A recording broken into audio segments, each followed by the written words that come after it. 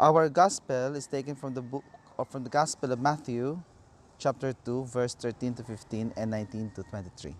Now I would like to read parts of it, of the gospel, so that we can have a context for our readings. But before I proceed, I am here in our Mother of Perpetual Help Chaplaincy in front of one of the Belen that the BECs here have built in order to celebrate the Christmas here in our Mother Perpetual Help Chaplaincy. Now let me read from the Gospel, chapter 2, verses 13 to 15 and 19 to 23. It says here, "And having been warned in a dream not to return, they departed for their country by another way."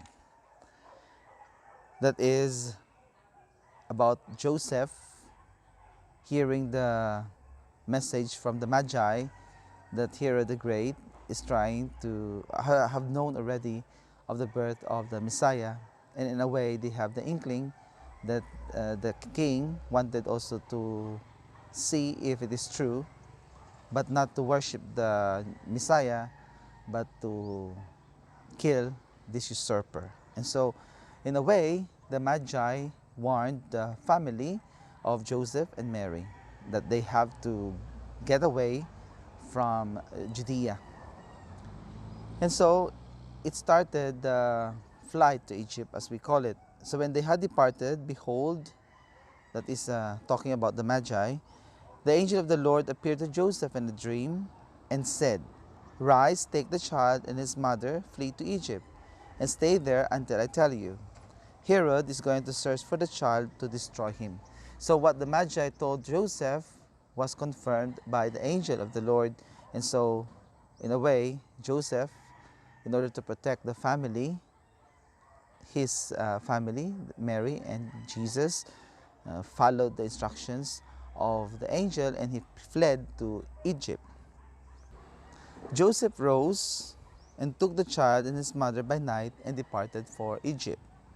He stayed there until the death of Herod, that what the Lord had said through the prophet may be fulfilled. "Out of Egypt I called my son." When Herod had died, behold, the angel of the Lord appeared in a dream to Joseph in Egypt and said, "Arise, take the child and his mother, and go to the land of Israel, for those who sought the child's life are dead." But when he heard that Archelaus was ruling over Judea in place of his father Herod, he was afraid to go back there, and because he had been warned in a dream, he departed for the region of Galilee.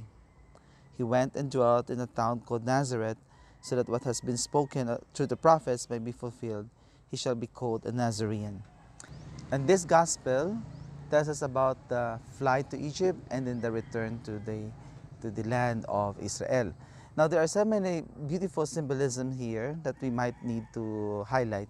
First and foremost, we can see here that Matthew, and it's already known, that he tried to portray Jesus as the new Moses. So it's very clear from the story of the killing of the innocents, when Herod ordered the children, or rather the boys, 2 years old down, 2 years old younger, to be massacred, is reminiscing the event that happened when Pharaoh also ordered the killing of all the sons of Israel during the time of Moses. And in the same way that Moses was able to be saved through the interventions of divine providence, it is also the same with Jesus. Jesus was saved because of the Magi story about how Herod wanted to see Jesus, and at the same time with the divine intervention through the angel. So that's the first parallel in the life of Jesus and in the life of Moses.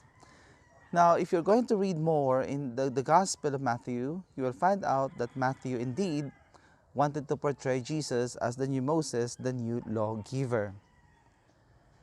Second, other than portraying Jesus as the new Moses, in a way, Matthew is also telling us that Jesus is the new Israel. Because remember, when Israel, the people, were exiled in Egypt, and when they were freed by the power of God through the killing of the firstborn in a way which is again a kind of a, shall we say, punishment for Pharaoh. The people of Israel were mentioned as the son of God. And Exodus tells us that God called his firstborn from out of Egypt. In a way, it refers primarily to the chosen people of God, and that is the people of Israel as the firstborn of God. But it actually is fulfilled in the life of Jesus in the story of Matthew's infancy narrative, that Jesus, who was in a way exiled to Egypt, was also called out of Egypt by the Father, by God the Father, and to return to the land. So in a way now, Matthew is telling us that Jesus is not only the new Moses, but he is also the new Israel. Okay, now furthermore, we can find here another interesting aspect. The story of salvation started with a family, and that is the family of Adam and Eve, and of course their children. We can see in that particular family that the father failed to protect the son and the wife, of course, no? In the sense that they ate of the fruit of the forbidden tree. So what we have now here is the family of Adam and Eve, the first couple, the first family that was created by the Lord. Unfortunately, the father, Adam, failed to protect his wife from the onslaught of evil. Here in Matthew, we have another beautiful story about a family. And Joseph, the father, was instructed by the Lord to protect the child. And he was able to succeed in the task of protecting the family. Another family also played a role in the story of salvation, and that is the story of the family of Jacob. The family of Jacob, through Joseph, the patriarch, went to Egypt and was exiled there. And they became a great nation. We can also see that Jesus, who is the new Moses and the true Israel, will also create a family. And what is that family that he will create? What is that family that he will also, in a way like Adam, protect and to beget and to protect? Of course, that is the church. Now, it's very beautiful in the symbolism of Genesis. Adam, as the man, the first man, the first, in a way, the first father, gave birth to Eve. Here, in our Christian theology, we can also find that Jesus, as the new Adam, and actually the fulfillment and the real Adam, will also give birth to someone.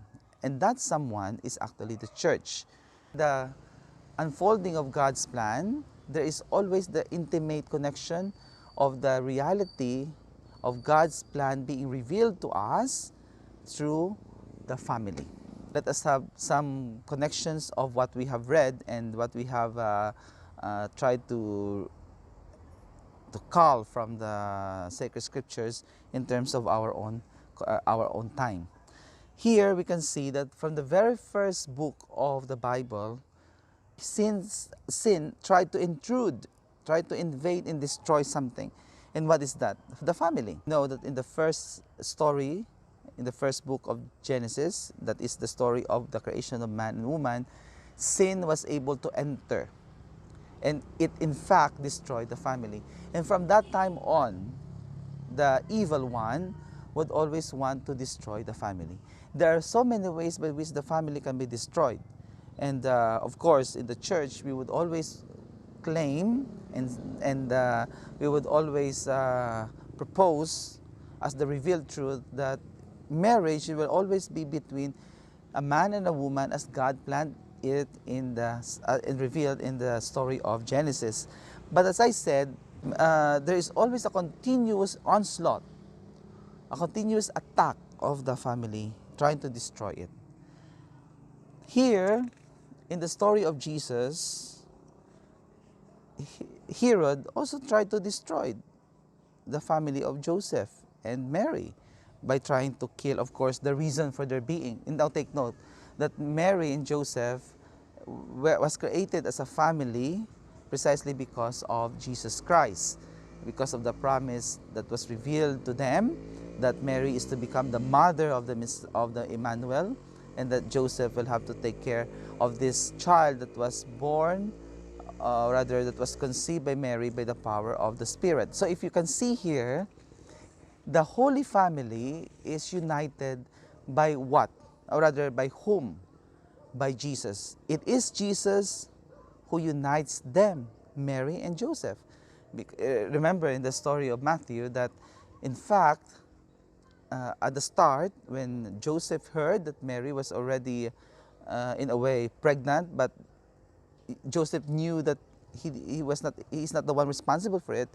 He wanted to divorce Mary, but the angel, that is God, through the message of the angel, said that she is bearing in her womb was conceived by the power of the Spirit. So what we can now see here in the story of Matthew about the family of Joseph and Mary is that the reason for their being is precisely Jesus Christ.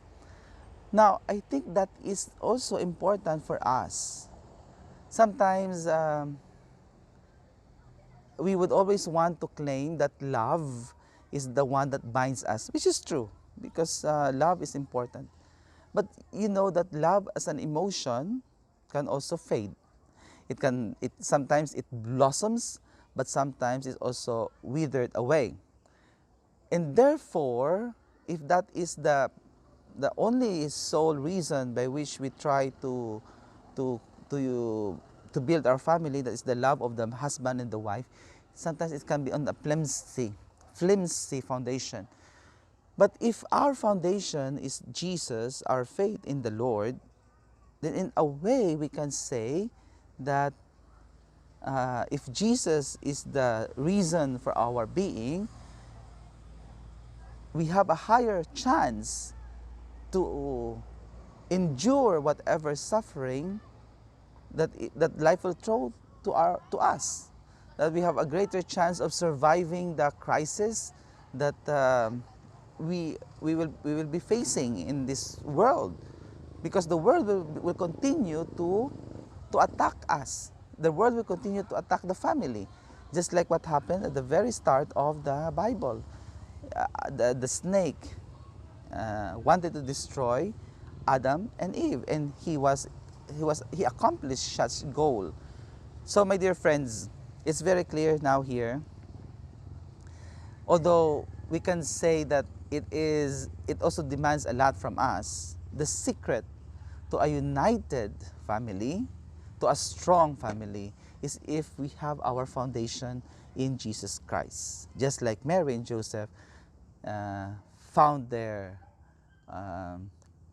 foundation in building a holy family centered on the Lord. So thank you very much, and hope to see you again next Sunday.